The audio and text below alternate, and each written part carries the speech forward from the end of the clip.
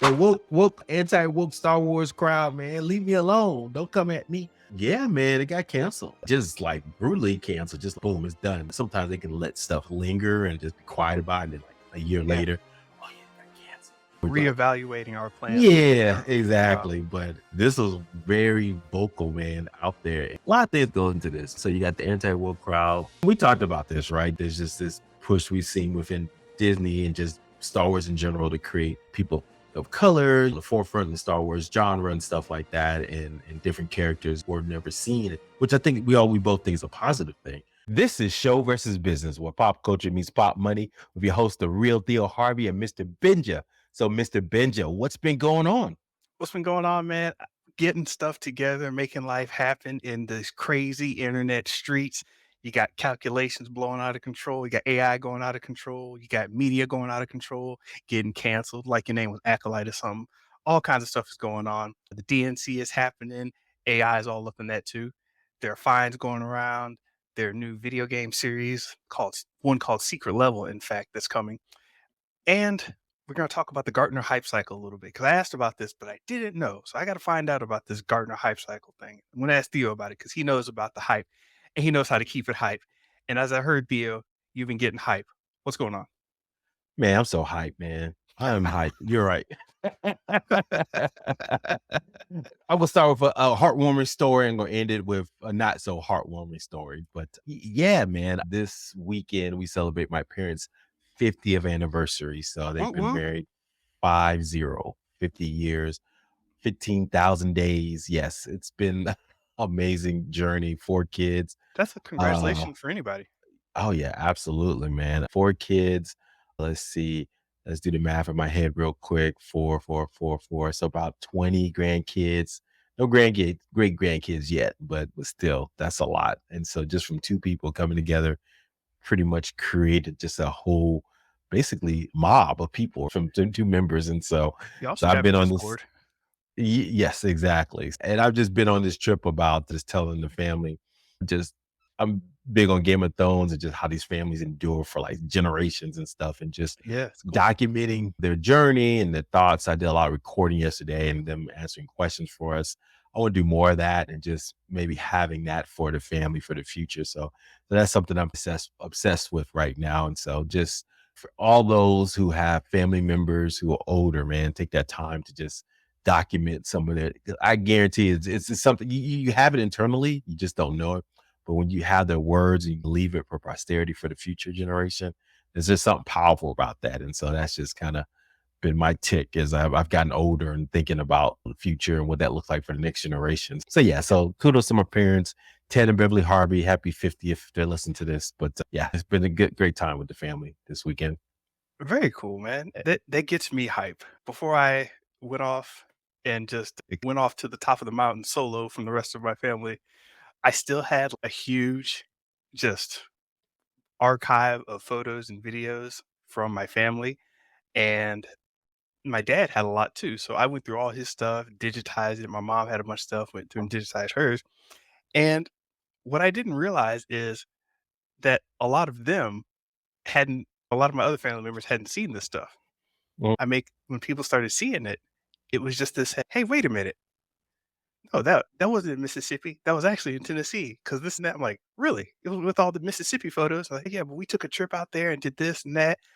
And I'm getting like all these random stories, people I don't know hitting me up. Hey, I'm in that picture. Who are you? So really interesting stuff, man, the way information can connect.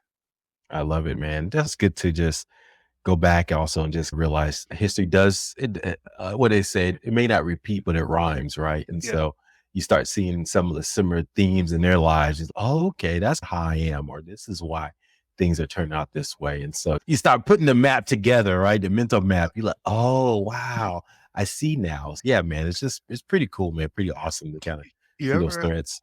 You ever have an old head go, just like Randall? And you're like, who? Yeah, It's exactly. like some other family member, and you're like, holy crap. Exactly. Back to the Future did a poor man's job of this. They always had actors playing versions of themselves in different eras. Michael J. Fox met his great granddad, and it was basically played by Michael J. Fox. And Yeah. And so he was going through the same kind of scenarios that he was dealing with, being reckless and things like that. So if you watch Back to the Future, you get a sense of family kind of themes and issues come up again and again. And so to me, I'm always fascinated about those people who just break those cycles for whatever reason. But then also we know that just because you break a cycle and are successful, you can still go back, right? Backwards. It just takes one generation for someone to just mess it all up. But Yeah. it's just fascinating to me how that kind of lands. And so my hope is to learn more from that. But speaking of something that is not as insightful and heartwarming, Mr. Benja, have you heard of raw dogging? Unfortunately, yes, and not the raw dogging that I know of, but yes, I've heard of this new era of raw dogging. Yeah, yeah, we're a little older. That means something totally different. When I saw it, I was like, "What?" And I had to look On up, a like, plane? You can't do that on a plane. yeah, I thought the same thing. I was like, "These dudes are wildin'. Let me check this out, man." So, So what did you find? yeah, man, there is these group of young men, always young men, who are challenging themselves to take these long ass flights, basically anything over 6 hours. And typically, you're on a long flight like that, right? You like to what? Have a little drink, watch some movies, listen to some music, maybe go to sleep. Guess what? They're having none of that. These dudes are sitting there for the whole 6 hours, nothing, no drink, no sleep, no music, no movies. All they get to watch is the flight on their screen. They'll fly. Have you ever been on the plane? There's a section on the screen where you can watch the flight path and just Yeah. watch it tick slowly across the country or to other places, other countries, slowly on the map. And that's what these guys are doing. And you see the picture, it's the funniest thing. James, find that picture somewhere. I know you will. But the guy is sitting there next to this family, just sitting there bundled up, watching TV. And there's a guy sitting there straight up, looking dead head like this, just ready. It's a raw dog for the next 6 hours on this flight from New York to Paris. Love it. But yeah, man, this is when we saw that, man. I think I just cracked up, and I wanted to share with you, Mr. Bench, that people are finding new ways to challenge themselves for what I don't know. Maybe it's just bragging rights on the internet now. That's all this is. I don't know. What do you think? Hey, somebody online said that men don't have enough they don't have enough of a certain type of classical challenge, so they come up with stuff like this. And what I mean by the classical challenge is they used to get up, go hunt. You'd have to walk down to the gas station and get like a couple tanks of little gasoline and walk it back if you're running low on tractor fuel or something. There were just all these things that people had to do. And without that, some people were theorizing, men and women were theorizing that stuff like this just pops up. Whereas, okay, let's all of a sudden start doing MMA. Okay, let's all of a sudden start doing these crazy, what do you call them, tough mutters and all this. And now it's for the pedestrian kid. What are you going to do? I'm a raw dog of flight. So I don't know. Just how you say it too, just funny to us. Well, it's just you're right, man. I never thought of it like that. Just that it's almost like Fight Club. You remember that scene where Brad Pitt told Norton's character, just as said, there are no great wars. The Great Depression is our lives, and there's this sense of our generation not really having. Yes, there's war and poverty all over the world, but for some reason, countries that are rich and doing well, like America, we just young men don't have a lot of challenges, right? They can, and so they're making up stuff to be challenged by. And so, to your point, is that's just a nature of being a young man. You need to go out and make your way in the world. And when there's so many different things that people are successful at, you got to find one little niche in the world that I could be the expert at. I raw dogged a flight for 6 hours. Yes. Or I stayed up all night to beat this video game. And so these Right. dopamine hits are coming hard and fast for young men looking for success because the traditional metric of success, right? Money or fame or women or whatever is just not there anymore. And they're finding all kinds of ways to stand out some kind of way. It's funny you mentioned that. Kai Sanat and Aisha Speed, or just known as Speed sometimes, two influencers, young kids who are Twitch streamers, and they go all around the world talking to people and doing stuff. So, one thing that's been going around the Twitch community is playing through difficult games. And of Mhm, course, it's funny for people to watch because they're dying, they're falling in pits, they're losing hours. So they played this game called, I think, Chain Together. I think it's a variation of Only Up. Basically, it's a game where you keep climbing, right? You're just going up and up and up. I don't know if you've heard of this game, mhm, but if something happens, like you're not paying attention and a vulture swoops by and hits you in the middle of a jump, or the ice starts to break or whatever, you slide off, you fall like really far. And it's one big long level. So you're sitting there playing the game and somebody falls from 5 levels above and lands on your little motor scooter and you fly off the side of the edge. You're like, no. The point of it is basically to be infuriating. And mhm, Kai and Speed played this game. I had never seen so much joy, I'll call it, just excitement, elation, that feeling of crossing a finish line, winning a Super Bowl. They did for this, Minecraft, and now they're going on to some other game, Elder Ring, I think. But it reminded me of that. I saw that same joy of experience of, yeah, winning a football game or getting a scholarship and being selected in front of the student body and everybody stands up clapping. It blew my mind how much excitement there was, not just them, in the comments too. So there is something mhm. there. No, we just talked about the Olympics, right? The dedication goes Yeah. these are all young folks, right, in their 20s that the decades that went into shaving off a point oh 0.04 second speed off the 100 meters and dedicate and the elation of winning the gold. You're right. That same dopamine hit that they're getting from Olympics, they're getting from a video game, which let's be honest, is nothing that is as earth shattering, but it gives you that sense of accomplishment. So yeah, man, maybe we'll dig deeper into that on another day on another topic because I think they're I even seen it with my young son. He's 8, and his cousins. They're all into gameplay. Right, that's always a young man thing. I just realized that, but it just that sense of accomplishment and addiction. I think it's going. We're going to see that get worse and worse, man. These younger kids, man, they're getting so much more addicted. But yeah, we were into games. I don't know, maybe because of the ubiquitous of how many games there are and how many different ways you can do it. But it just seems like it's so easy. It's almost like the iPad, man. You take the iPad away, boy, from these kids, man. It's like that fiend off that pipe, man. It's just don't do it. So, so we went to Comic Con. So I'll pivot here real quick. Yeah. But we went to Comic Con. I told my young nephew, I said, "Hey, man, look, he's 6 though, so he's still young." I said, "Look, no, not iPad." So they were raw dogging it in the back seat of the car with no, no iPad, just looking, no talking, nothing, just looking mad because then I had the iPad, right? Because we were driving, took about 30 minutes to get to the convention center. But 30 yeah, minutes, they that's a lifetime. oh, to them, that was a lifetime, but they were raw dogging because they had no iPad, man. It was just hilarious. And then we got to the place, and so I made a little game. I said, okay, look, we have a scavenger hunt. I brought all my nieces and nephews. So it was about 6 of them. So I split them into teams. I said, go find Thor's hammer, go find Spider-Man with no mask, go find a fairy. And then I put some sports stuff in there and said, just in case, go find someone with some Jordans on. So they went around taking pictures of kids. And so I think they had a good time just being in that environment, just seeing all the different That's cosplayers, cool. right? And the artists, man, the artistry that goes into this stuff, man, that these cosplayers put into it, man, it's amazing. And it's also, I think I sent you a photo of it, man. It's just interesting how convergence, two things are happening. Number one, nostalgia play. We talk about that where Yeah. people are going back in time and saying, hey, remember this? Wasn't that cool win? And we see a lot of that playing out more and more so with some of the cosplayers and some of the artists. But one thing I'm also noticing, there was a poster, James, we'll send it to you, but it's a poster of Deadpool on the Game of Thrones. And so it was like this mix of genres or different IPs coming together. And so that's becoming more of a thing. These creators are like, how can we stay relevant?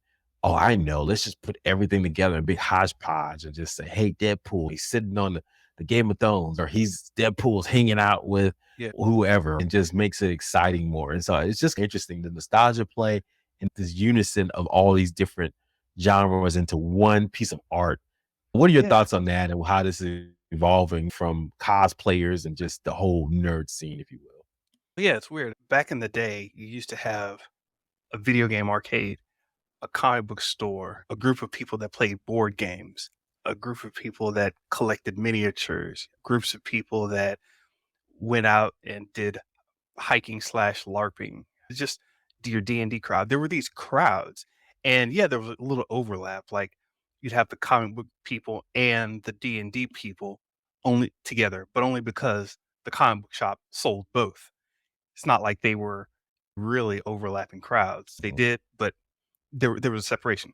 Anyway, I think it's weird because over time it slowly started to come together, and I think we really recognized this in Comic Con when they allowed video games into Comic Con, and then you started seeing movies at Comic Con, and at E3 you started seeing comic book stuff and cosplaying at E3, which was a video game convention, and so you started seeing all this cross pollination of a certain type of mindset. I don't even know. It's a certain entertainment bubble conglomeration. I don't know what it is, but yeah, it's definitely been growing and connecting in weird ways. I don't know what it means. Everything's just all kind of bubbling together as nerd shit. Yeah, just a bit cauldron of nerds.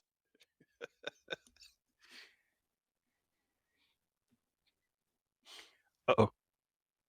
I sense choppiness. Don't know if that's on my end or Theo's end.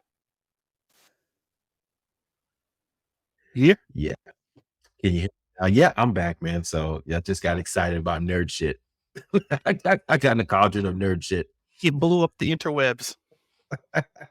But you're right. It's just this hodgepodge of just everything in the boat, man. And I was telling my niece, I said, look, I know a lot of this stuff, like movies, I'm pretty good with TV shows, like obscure characters on TV shows, even some comic book stuff. But man, that anime, man, I couldn't tell you Naruto from Dragon Ball Z, man. Gita or Vita or whatever you want to call it. And so that's the one area I'm like, or Pikachu and all that.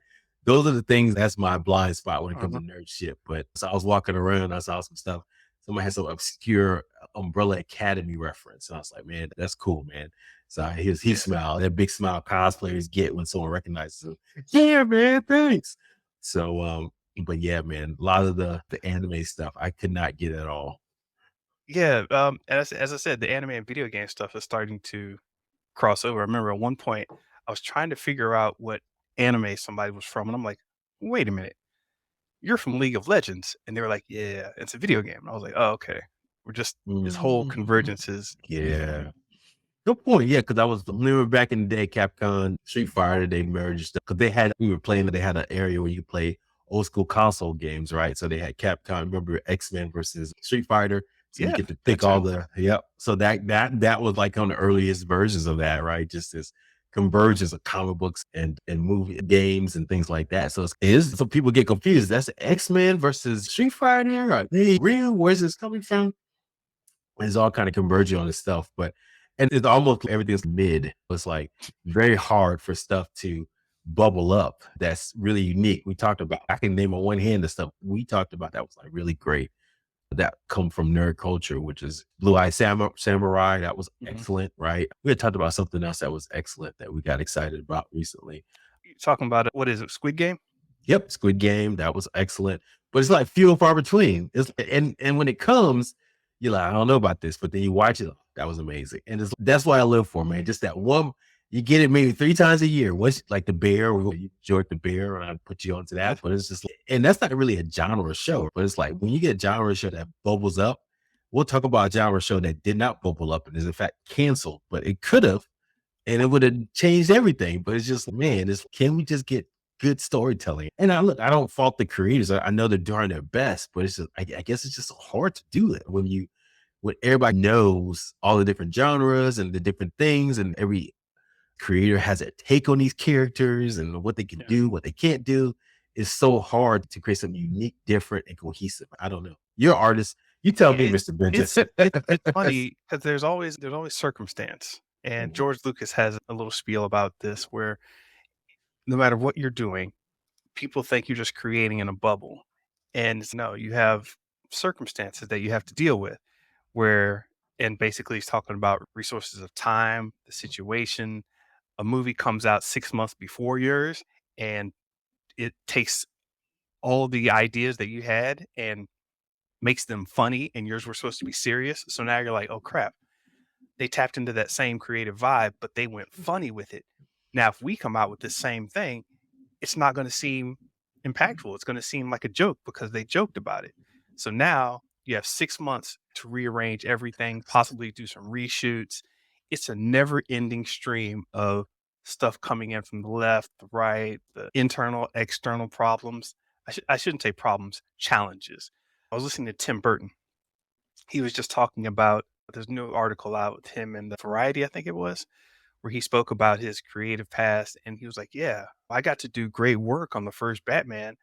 And they didn't think it was going to be a big success. And he was just working out Batman. And it was like, hey, what's this? Prince got some idea. Oh, Prince. Okay, let's get some ideas from him. And it was just a cool creative thing. And then he got more freedom on the Batman Returns, but then more people were watching.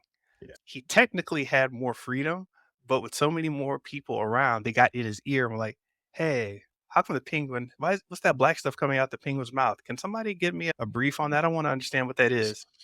And Wow. so while he's in the middle of working, the makeup department's, "Wait, should we stop putting the black stuff in his mouth? Do we need to refilm those scenes?" And Yeah. Tim Burton was just like, "Yo, this is screwing up the entire process." Just Yeah, man. You're tough. right, man. It's just the context matter. I like that. We'll talk about later with the other series, but you're right. I think the context matter when it released. What's the economic environment? What's the environment around the subject and genre you're portraying? Yeah, You're right. If someone released something beforehand, so you can create something in this bubble, right? It's, oh, this is great. I think people excited about it, but then once it's released out there, then it changes everything. So yeah, man, it's what's that Greek myth? Was it Sisyphus? Is that how you Sisyphus pronounce it? pushing the rock up the hill. Yeah, so that's the, I guess that's the art. That's the artist.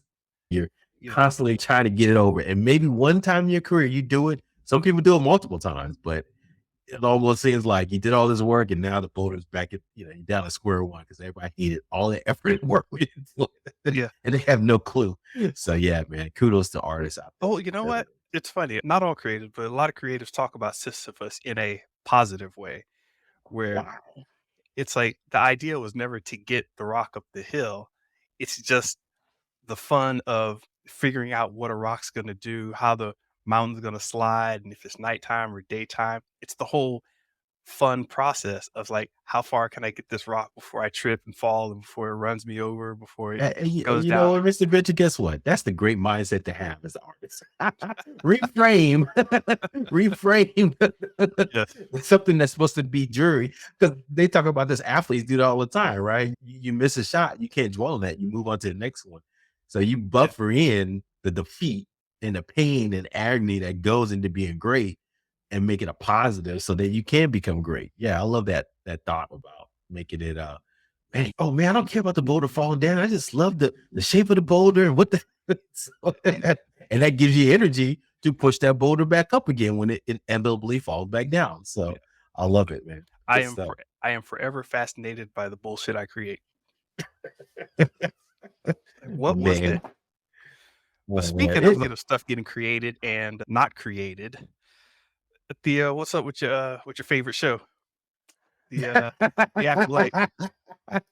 Don't have these guys coming at me, man. Woo. The woke, anti-woke Star Wars crowd, man. Leave me alone. Don't come at me. Um, yeah, man, it got canceled, dude. Just like brutally canceled. Just boom, it's done. Usually sometimes they can let stuff linger and just be quiet about it. And then like a year Yeah. later, oh yeah, it got canceled. But Or they we're were like, reevaluating our plans for the yeah, wow. exactly. But this was very vocal, man, out there, and released it during a time here in the States. They're doing the Democratic National Convention, and so there's a lot of hoopla about that. So maybe people were looking at that and they say we released this news, no one cared. But nah, man.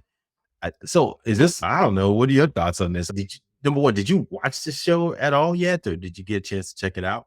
There was always something more interesting for me to watch, and I never got around to it.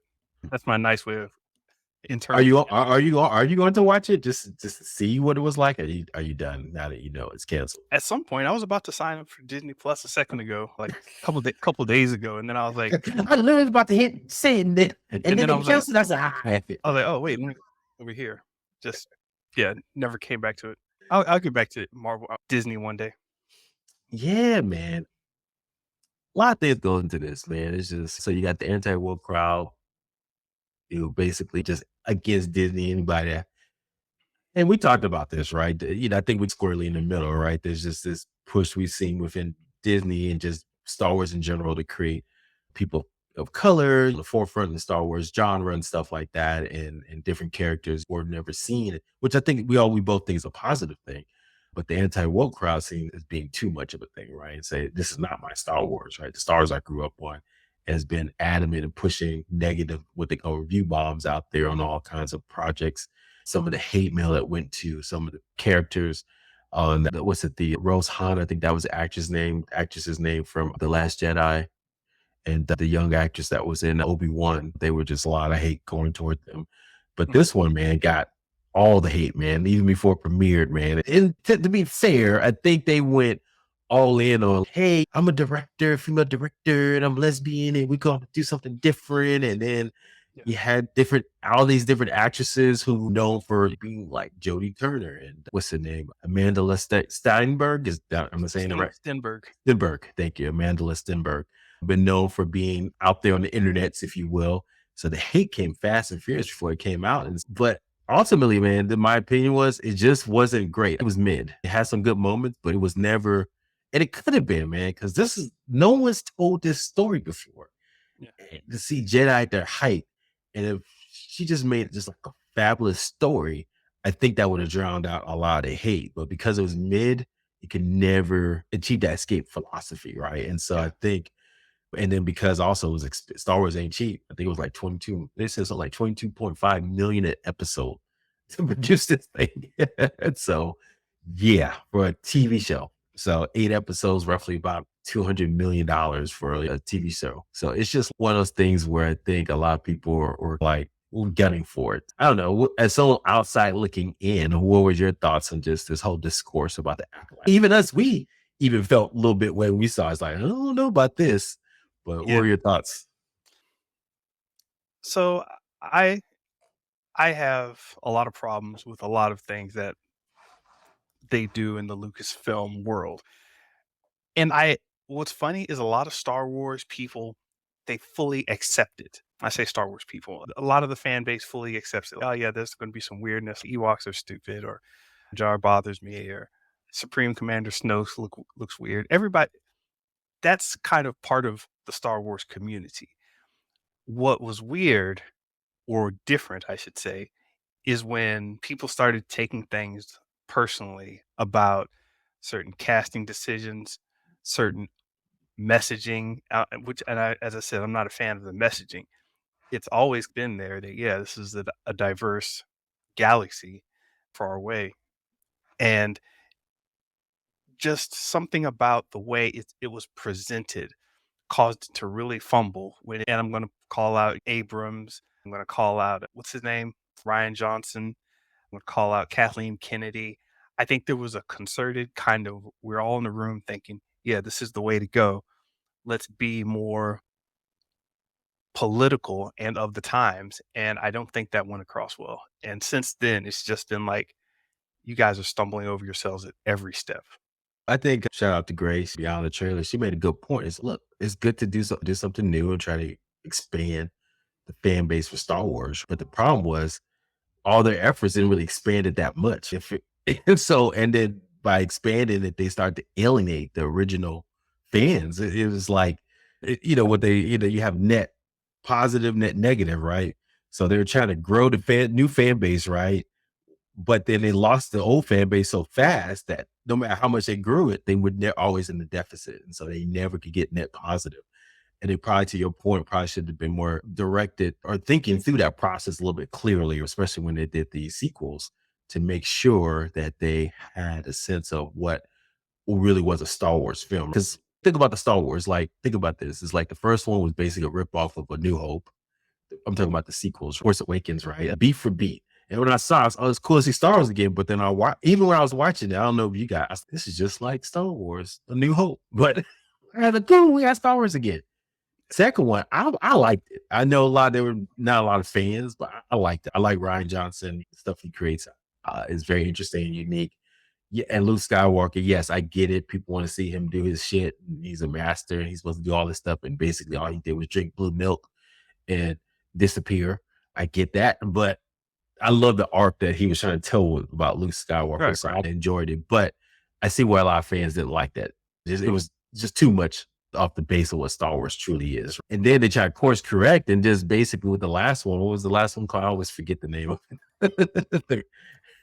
Return of Jedi. What? See, No, that's The all Rise of bad. Skywalker. Oh, see, that's so bad. I'm a Star Wars guy. I can't even remember the last prequel's title. That's how I only watched it once. And the Rise of Skywalker, man. And it was just like they had to retrofit everything to make it all make sense and get back to the fans, but it was too late. So anyway, it's Yeah, just you're right. There was just no deliberate plan on how they're going to slowly grow the fan base while not alienating the new fan base too, the older fan base too much. And they just never did that. And they had one success, The Mandalorian, right? Out of blue, you know, and that basically saved Star Wars for a little bit longer. definitely. Yeah. If that didn't happen, I don't know, man. We would not see Star Wars till that to 2034 or something like that. But that, and we'll see what this movie does. If this movie does well, I don't know if it's going to do $1 billion well, but we'll see. We'll see. Then maybe the Mandalorian and Roku movie that they announced. Finally have a new Star Wars movie coming out after what 10 years. But yeah, man, it's sad. As a Star Wars fan, I wish we just had something more epic feeling. We had better storytelling. And to be honest, I'm not a big Clone Wars fan. And I know there's some fans there, Mhm. but it's missing something for me. I don't know what it is. And this anti-woke crowd is not making it any easier to like Star Wars.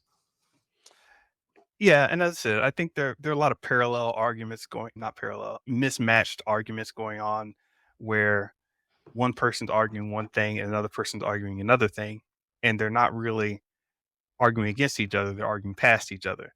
So if someone says, I don't like this, and it's, oh, in fact, one time I was in a discussion online, and this actually snapped me back into reality. Sitting there discussing The Force Awakens and going through the ins and outs of it. And they were like, so wait a minute, you really didn't like The Force Awakens? You really didn't think it was a good movie at all on its space and everything? I said, no, I thought it was a terrible movie. In fact, it was horrible. I didn't like this and that. And I honestly put it at one of the worst Star Wars movies out there. Just I like Rise of Skywalker better, actually. And I put it out there. And somebody yelled at me with anger, like, why don't you like Ray? And I'm like, and I had to rewind in all of our arguments and all of our discussions. I'm like, wait a minute. Ray did not come up in this. I'm fine with Ray. Ray was, I think they did the training a little weird, and I'm not sure about X, Y, and Z, but Ray as a character, I didn't have a problem with. So then I started to realize that, okay, we have multiple arguments going on here. So at Yeah, that point, it got hard to clarify everything. And yeah. I ain't gonna lie, I do. I had a problem with Grace. I think she's too much of a Mary Sue. mhm. Basically, she's dropped on the scene and knew everything about the Force, in, like literally the first Yeah, movie. that's a problem in the way they executed the character, but fundamentally as a character, like if you just look at her on paper, it's okay, sure, Jedi have been sitting around on Jakku doing whatever. You know, it's like, all right, Just that water bread, eating that water bread. yeah, just put some butter on it. Well, wait, but yeah, but she not only the Force, but she was an excellent mechanic. She was an excellent pilot, right? It's just like whatever you needed to do, that's what she could do. Anyway, so yeah, but anyway, we digress of Star Wars, man. So anything else, man, on did you I want to pivot a little bit into we've been talking about politics, and look, this is not a politics pod, but it's just fascinating to me about just the marketing of Yeah, yeah. politicians. Did you check out the DNC roll call at all? No, Man, not you're talking about comedy. So when the delegates have to announce how many all across the country, how many delegates pledge their allegiance or votes to the candidate that they select, they just say, "Hey, we're from Delaware. We pledge 10 candidates. Yeah, 10 delegates. Yay!" And everybody's excited. So go watch the RNC and compare that to the DNC comedy. They had a DJ popping music. So whatever state was popping off, he had the artist that was from that state and he did that music. The funniest one came when Georgia announced, look, James, put it out there. Just show the world what we're talking about. But we got Lil Jon coming out talking about from the windows to the walls. And if you don't know, the vice president candidate for the DNC, his last name is Walls. It is hilarious. Why didn't I catch that? Why didn't I catch that? You got to go check it out, Mr. Benja, after this, man. When you have a concert, a live concert, and now you got Lil Jon out here basically doing his stick with all his songs. And you got these state congressmen looking around, okay, who approved this? But I guess this is what we're doing. So it was that was the high water mark. Now the other ones had their moments with Spike Lee showing up in the New York convention just saying his thing, but that had to be the high water mark. And if you watch it, man, it's fascinating, just a microcosm of how people perceive different states and what they perceive of themselves, right? As Yeah. this is what's important about Ohio, if you didn't know. This is important about Tennessee, if you didn't know. And so it just I always like watching that, these DNC. Just it's almost like a mini marketing event for every state, right? Yeah, man, that was interesting. Did you catch up any of the DNC at all, just to get a sense of what they're doing out there and No, positioning I each other? really decided to check out on this one. I mean, I did an Obama an Obama inauguration party, and I did the whole phone banking and all that, and I was setting up little events down in San Diego when that happened. And since then, I'll let the kids rock with this one. As far as the following along with the DNC and the Republicans and the Democrats and all that, they can have that. I'm backing away from that for now. Think of it as a marketing exercise, right? So Yeah. here we got the old school, right? Michelle, Barack Obama, Hillary, Bill Clinton, they all spoke, right? Giving their spiels. But let's be honest, they're the old generation, right? So what are these new guys going to do to position themselves, right? To be out there and communicate the value or where they want to take the party. And so you got AOC, right? Alexandria Ocasio-Cortez, AOC.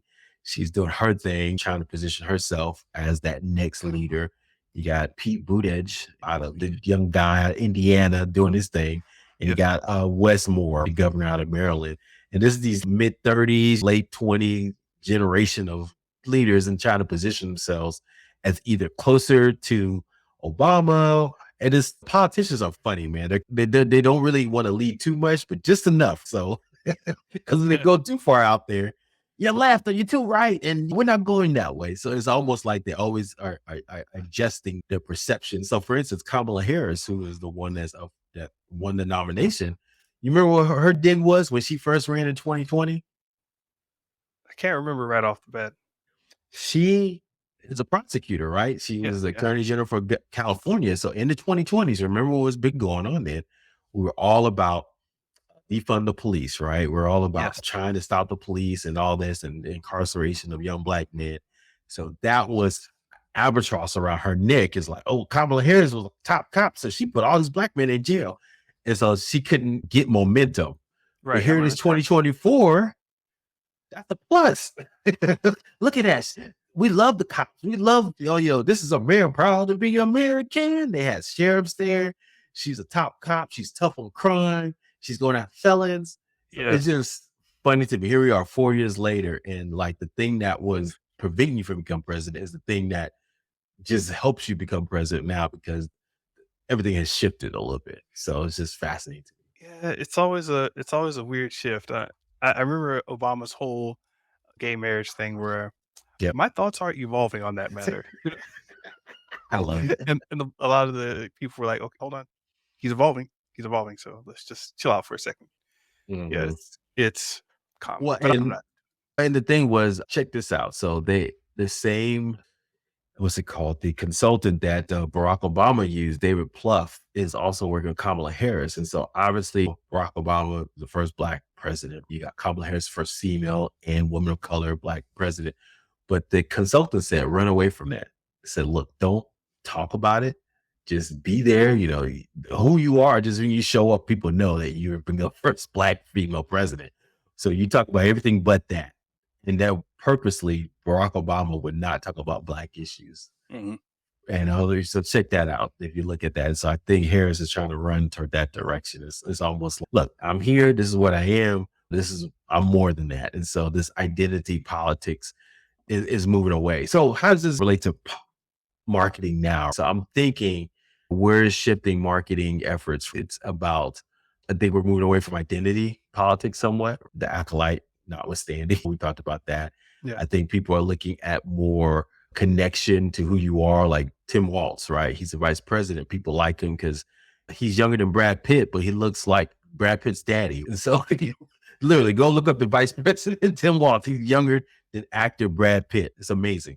And he's just dad, the whole dad thing and everything. And people want people that look like them, that they can trust, they feel connected to, as opposed to someone that's trying to lead in certain different directions. No, it's like from Sarah Palin to Joe Biden as Barack's vice president to Kamala to Walz to Cheney. I remember people thought Bush was a little kind of jokey and soft, so they were like, Mhm. "Hey, bring Cheney up behind him and have him like smack people into shape." That's okay. So it's a whole thing, man. I think I think that part of it's fascinating. Definitely the marketing, the checking the temperature of the populace, seeing what's going on. It's fascinating.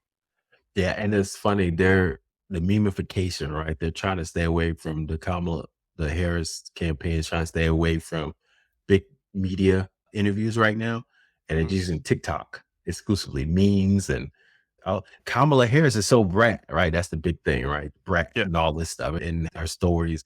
So that's they're trying to win this thing with just a vibe feel, if you will, like Trump. No policy, right? Who cares? Not about policy anymore. It's about a vibe. And so I think this is where we're going toward. So yeah, we definitely are. And real quick, it's funny because I just searched for Kamala Harris and I see a picture of a bunch of Indian kids holding up posters of Kamala. Like not like American Indians, people in India, in the country of India, holding up posters of Kamala. So I'm like, okay. And then scroll down a couple of pictures under that, I see Uncle Luke, Luther Campbell from Florida, Miami, sitting down talking with Kamala Harris, and I'm like, huh. You're not saying it, but if you just show up with enough of these people, you're it starts to the image starts to spread. Absolutely. Yeah. Yeah. It's just, yeah, this subtle marketing, right? A marketing without saying anything. I think that's the key. Mr. Benjamin, anything else going on for you, man? Man, I'm hanging out with the hippies and I'm doing this whole writing thing. I don't want to talk any more about it right now, but yes, I'm loving this launch process. I had a few more ideas. They're going in before it goes out. I'm happy. It's great. Oh man, so people gonna get the latest and greatest on threads, right? That's the main one right now. Are you going Instagram all right in on now. Instagram? Instagram. Yeah, Threads is for the people I don't really know. I know people on Instagram, so I'm still marketing within all the people I really know, and that's Instagram and Facebook. Man, keep doing it, brother. Keep doing it, man. Everyone, thank you for your time, man. This is always a wonderful time. Look, if you like what we talk about, listen, look, why don't you subscribe and comment? Go check us out on Show versus Business on X, Threads, YouTube, and Instagram. Listen to us at Spotify, iTunes, or wherever you listen to podcasts. Go check out our website, Show versus Business, where you get some latest information about who we are and what we're doing. But Mr. Benja, man, have a wonderful week. Hey, you too, man. And if you or anybody else finds out anything that we haven't said that we said we were going to say at the beginning, hey, we just start talking. Hit us in the comments, and we'll be sure to wrap back around to it. But in the meantime, peace.